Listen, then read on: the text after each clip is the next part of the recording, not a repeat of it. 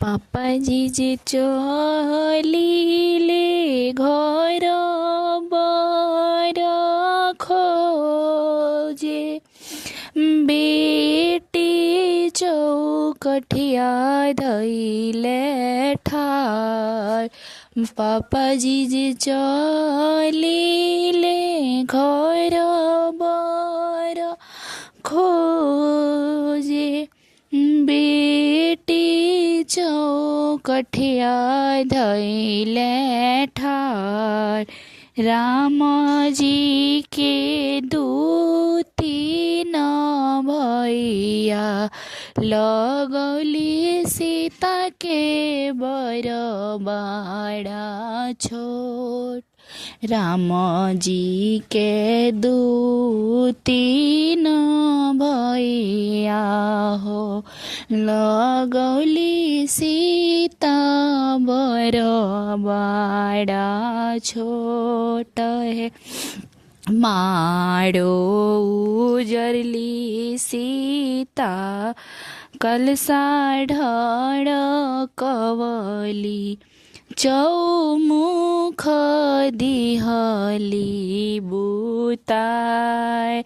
माड़ो उजड़ली सीता, कलसा ढड़कवली, चौमुख दिहली बुताय। घी के गगरिया मड़ौए धड़कवली, केये खोजले बरबाड़ा छोट। घी के गगरिया मड़ौए ढड़कवली, केये खोजले बरबाड़ा छोट। पाँच सात सखी मिली एकमति भैली, चलू सखी गंगाया स्नान। सात पाँच सखी मिली एकमति भैली, चलू सखी गंगाया स्नान। चिन्हाई दीनाए सखी हमरो नाए कावा, कौने बरने हमें श्री राम। चिन्हाई दीनाए सखी हमरो नाए कहवा, कौने बरने हमें श्री राम। लाल घोड़ावा के सबुजे रंग लसिया, लक्ष्मण बाड़े सावाय। लाल ही घोड़ावा के सबुजे रंग हसिया, लक्ष्मण बाड़े सावार। नदिया के तीरे तीरे घोड़ा दौड़वले, उहे बाड़े देवर तोहार।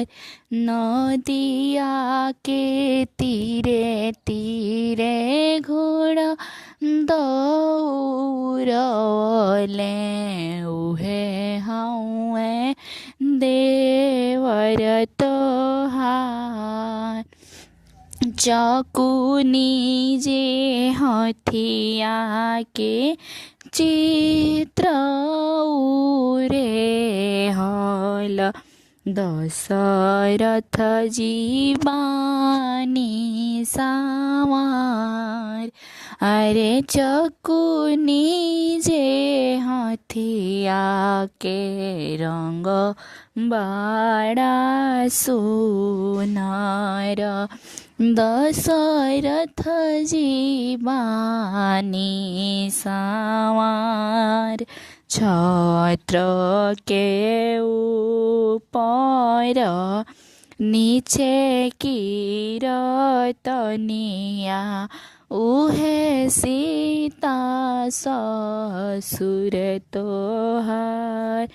छत्र के ऊपर नीचे कीरतनिया, उहे बाणी ससुर तोहार। पालकी के सबुचे रंग ओहराव, लागल बाणे 32 कोहार। अरे पालकी के सबुचे रंग ओहराव, लागल बाणे 32 कहार। कांधे काने कुंडल गले तुलसी के माला, आनी बरन श्री राम। काने कुंडल गले तुलसी के माला, अरे आनी बरन श्री राम। चिन्हिली नाये सखी अपनी नायकवा, उहे सीता बर तोहार। चिन्हिली नाये सखी हे अपनी नायकवा, उहे सीता बर तोहार। मारो गढ़वली सीता कलश भरवली, चौमुख दिहली जराय। अरे मारो हलवली सीता चौमुख जरवली, अरे कलश दिहली भराय। घी के गगरिया मड़ौआ धरवली, हो खोना विधि बेहावार। अरे घी के गगरिया मड़ौआ धरवली, हो खोना विधि बेहावार। सुगावत रहतु बेटी राम राम कहतु, धियावा के पोसल बेकार। सुगावत रहतु बेटी राम राम कहतु, धियावा के पोसल बेकार। धिया ले ले कापिले बेटी के पापाजी, मुखवा से बोललो ना जाए।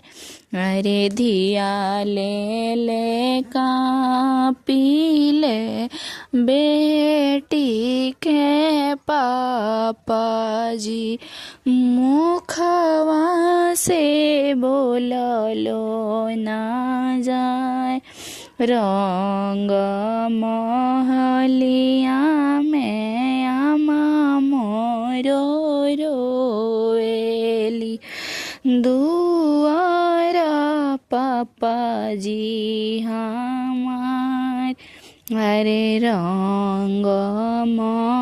डलिया में आमा हमरो रोवेली दुआरा पापाजी हमार माड़ो के बाँस धैले रोएली बेटी अब पापाजी दिनाया सिरबाय अरे माड़ो के बाँस धैले रोएली बेटी अब पापाजी दिनाया सिरबाय जो मंगिया के जुड़े तू रही हो बेटी भोगी है अयोध्या के राज अरे मंगिया के जुड़े तू रही हो बेटी भोगी है अयोध्या के राज हो।